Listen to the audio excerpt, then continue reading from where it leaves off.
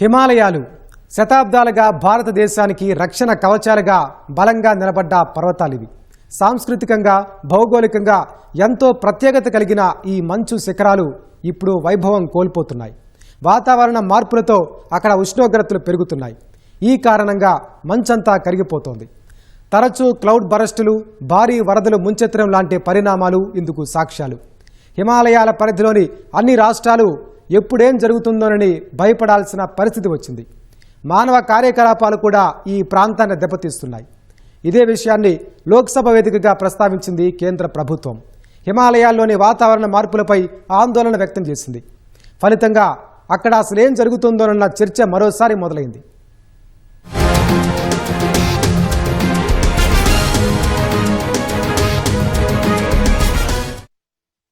హిమాలయ ప్రాంతాల్లో ఏటా వర్షాకాలంలో ఇదే పరిస్థితి. ఉన్నట్టుండి భారీ వర్షాలు కురుస్తాయి, కొండచర్యలు విరిగి పడతాయి. ఆకాశానికి చిల్లు పడిందా అన్నట్టుగా కుండపోత వాన కురిసి ఊళ్లను ముంచేస్తుంది వరద నీరు. హిమాచల్ ప్రదేశ్, ఉత్తరాఖండ్, అరుణాచల్ ప్రదేశ్, మేఘాలయ సహా అస్సాంలోని కొన్ని ప్రాంతాలు ఇలా హిమాలయాల పరిధిలోకొచ్చే అన్ని చోట్లా ఇంతే. ఈ మధ్య వచ్చిన వరదలు ఇందుకు ఉదాహరణ. ఓ అంచనా ప్రకారం ఈ క్లౌడ్ బరస్ట్లు, భారీ వరదల కారణంగా హిమాచల్ ప్రదేశ్లో తక్కువలో తక్కువ 20,000 కోట్ల రూపాయల నష్టం వాటిల్లింది. మిగతా చోట్ల కూడా కాస్త అటూ ఇటుగా ఇంతే నష్టం తప్పలేదు. ప్రాణనష్టమూ సంభవించింది. ఇక ఇళ్లు, రోడ్లు ధ్వంసమైపోయాయి. కొన్ని చోట్ల జాతీయ రహదారులు కూడా నామరూపాలు లేకుండా పోతున్నాయి. దీనంతటికీ కారణం హిమాలయాల్లో వాతావరణ మార్పులు రావడం. ఇది ఎన్నో ఏళ్లుగా చర్చకొస్తున్న విషయమే. ఇప్పుడు స్వయంగా కేంద్ర ప్రభుత్వం లోక్సభ వేదికగా ఈ ప్రస్తావన తీసుకురావడం వల్ల మరోసారి తెరపైకొచ్చింది ఈ అంశం.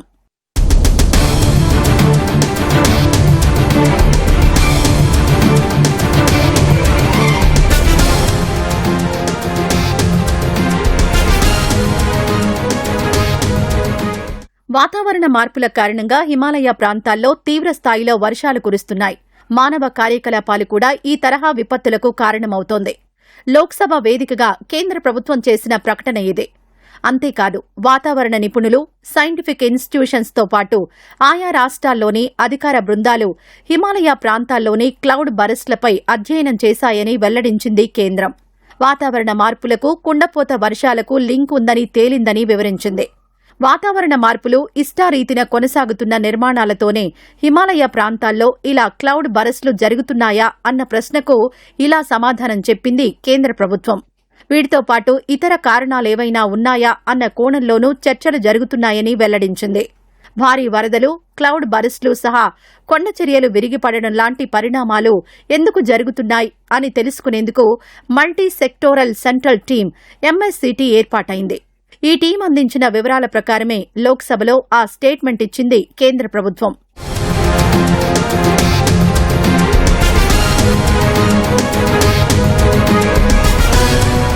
మల్టీ సెక్టోరల్ సెంట్రల్ టీంలో national disaster management authority, central building research institute, Indian institute of tropical మెటీరియరాలజీకి చెందిన నిపుణులు ఉన్నారు. ఎప్పటికప్పుడు హిమాలయాల్లోని వాతావరణ పరిస్థితులపై వీరంతా అధ్యయనం చేస్తుంటారు. India meteorological department IMD, central water commission, geological survey of India GSI నుంచి సమాచారం తీసుకోవడం ఈ అధ్యయనంలో భాగమే. అలా సేకరించిన వివరాల ఆధారంగా హిమాలయ ప్రాంతాల్లో వాతావరణం ఎందుకిలా మారుతోంది, ప్రభావిత ప్రదేశాల్లో భౌగోళిక పరిస్థితులు ఎలా ఉన్నాయి అనేది పరిశీలించారు. పూర్తి స్థాయిలో అధ్యయనం చేసి ఇలాంటి ప్రకృతి విపత్తులు మళ్లీ సంభవించకుండా ఎలాంటి చర్యలు తీసుకోవాలన్న సలహాలు, సూచనలు చేయనున్నారు ఈ నిపుణులు.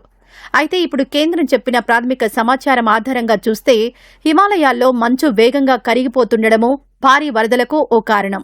హిమాలయాలు చాలా ఎత్తుగా ఉంటాయి, వాటి యొక్క వాల్ కూడా చాలా నిటారుగా ఉంటుంది.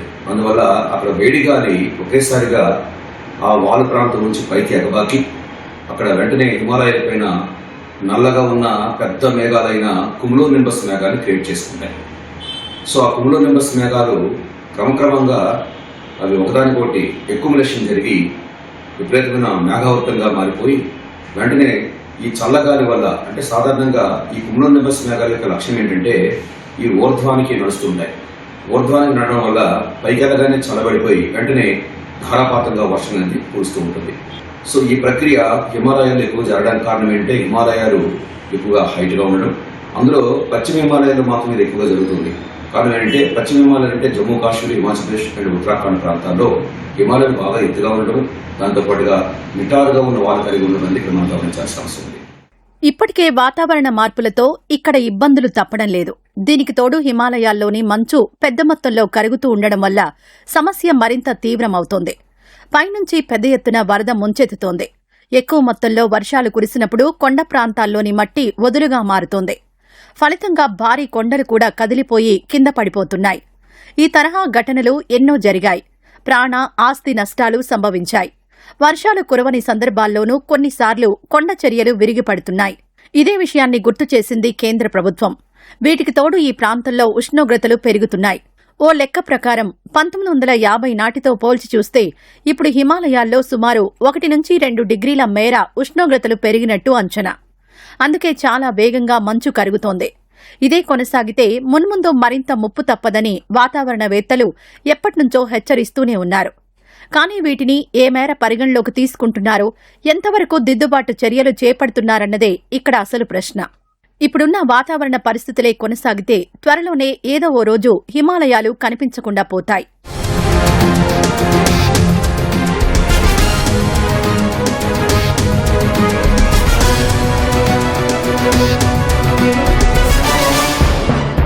గతేడాది సర్వోన్నత న్యాయస్థానం చేసిన వ్యాఖ్యలివి. ఇక్కడ హ్యూమన్ యాక్టివిటీ విపరీతంగా పెరగడం, వాతావరణ మార్పులు లాంటి సమస్యలపై దృష్టి పెట్టకపోతే హిమాలయ పర్వతాలు కనుమరుగయ్యే ప్రమాదం ఉందని ఆందోళన వ్యక్తం చేసింది సుప్రీంకోర్టు. భారీ నిర్మాణాలు, సొరంగాల తవ్వకాలు, హైడ్రో పవర్ ప్రాజెక్టులు ఇవన్నీ మొదలుపెట్టే ముందు సరైన విధంగా జియోలాజికల్ స్టడీ చేస్తున్నారా అని సూటిగా ప్రశ్నించింది సర్వోన్నత న్యాయస్థానం. ఈ కారణంగానే కొండ చర్యలు విరిగిపడుతున్న ఘటనలు పెరుగుతున్నాయన్నది కోర్టు ప్రస్తావించిన ముఖ్యమైన విషయం. గతేడాది హిమాలయాల్లో జరుగుతున్న మార్పులను సుమోటోగా తీసుకుని విచారణ చేపట్టిన సుప్రీంకోర్టు ఆ సమయంలో కేంద్ర ప్రభుత్వంతో పాటు జాతీయ విపత్తు నిర్వహణ సంస్థకు నోటీసులు జారీ చేసింది. సిస్మిక్ జోనింగ్, మైనింగ్పై ఏమాత్రం నిర్లక్ష్యం వహించకూడదు అని తేల్చి చెప్పింది సుప్రీంకోర్టు. ఈ సూచనలు, హెచ్చరికలపై తూతూ మంత్రంగా స్పందిస్తూ సరిపెడుతున్నారు. శాశ్వత పరిష్కారాల వైపు మాత్రం ఇంకా దృష్టి మళ్లడం లేదు.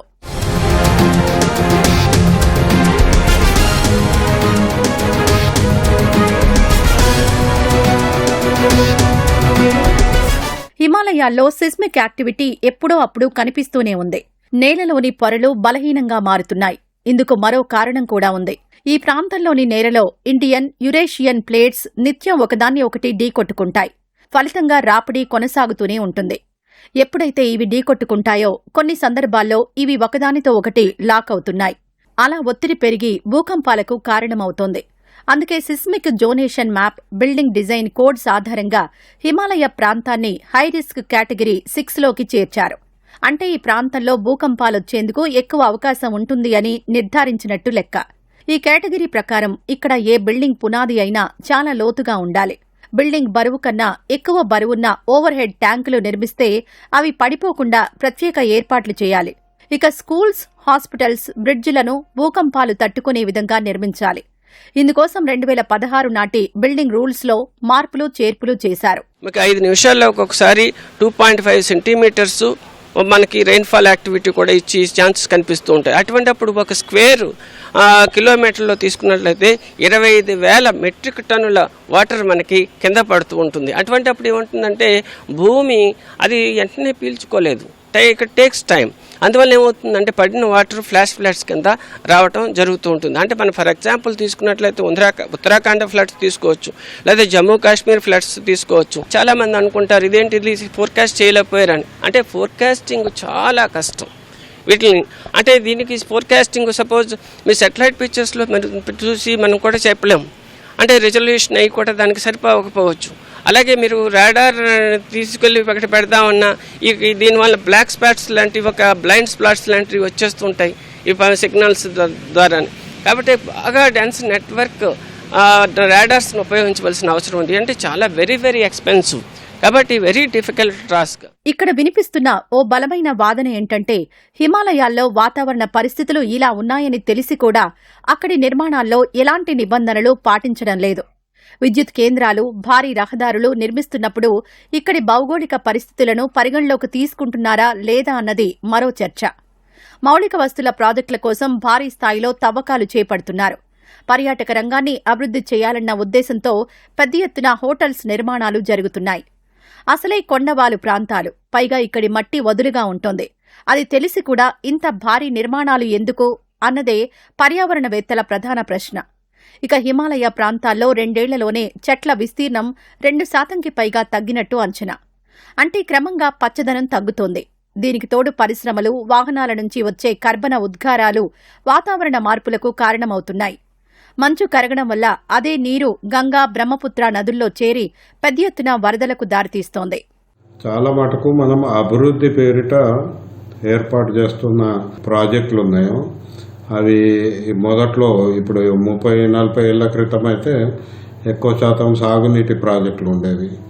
తర్వాత రోడ్లు నిర్మాణము, ఈ resorts, hydel power projects, mini hydel power project, ఇట్లా అనేక రకాల ప్రాజెక్టులు అక్కడ నిర్మాణం చేస్తున్న క్రమంలో బ్లాస్టింగ్ జరగడము, ఇంకా రకరకాలుగా చెట్లను నరికివేయడము, అడవి ధ్వంసం కావడము, వీటన్నిటి వల్ల ఆ కొండల్లో, కొండ వాలు ప్రాంతాల్లో ఉండే మట్టి వదులైపోయి వర్షంతో పాటు వర్షం లేకున్నా కూడా అవి కొండ చర్యలు విరిగిపడుతున్న పరిస్థితి చూస్తున్నాం.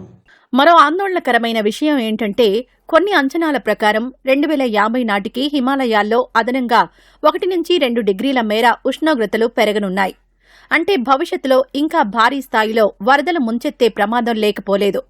ఇప్పుడున్న వాతావరణ మార్పులతోనే ఇక్కడ వ్యవసాయం దినదిన గండంగా సాగుతోంది. ముఖ్యంగా యాపిల్ సాగుకు సవాళ్లు ఎదురవుతున్నాయి. వేడి గాలులు, కరువు సహా ఇతరాతర వాతావరణ పరిస్థితుల వల్ల పంటల ఎదుగుదలపై ప్రభావం పడుతోంది. ఇంతకుమించి ఆందోళన కలిగించే విషయం ఏమిటంటే హిమాలయ పర్వతాల్లోని అడవుల్లో కార్చిచ్చు ఘటనలు పెరుగుతున్నాయి.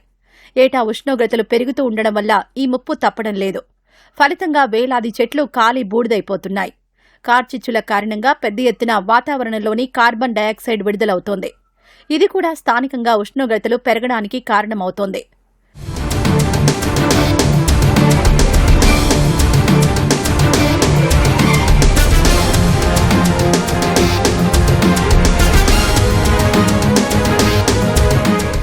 హిమాలయ ప్రాంతంలోని హిమానీ నదాలు క్రమంగా కనుమరుగైతే ప్రత్యక్షంగా పరోక్షంగా 70 కోట్ల మందిపై ప్రభావం పడుతుందని అంచనా. ఇప్పటికిప్పుడు దిద్దుబాటు చర్యలు మొదలు పెడితేనే ఈ ముప్పు నుంచి బయటపడొచ్చు అన్నది పర్యావరణవేత్తల సూచన. అలా అని అభివృద్ధి ఆపేయాలని కాదు, దాంతోపాటు పర్యావరణానికి నష్టం కలగకుండా చూసుకునేలా ఓ బ్యాలెన్స్ అవసరం. ఇది పూర్తిగా అదుపు తప్పకముందే చర్యలు చేపట్టాల్సిన అవసరాన్ని గుర్తు చేస్తున్నాయి ప్రస్తుత పరిణామాలు.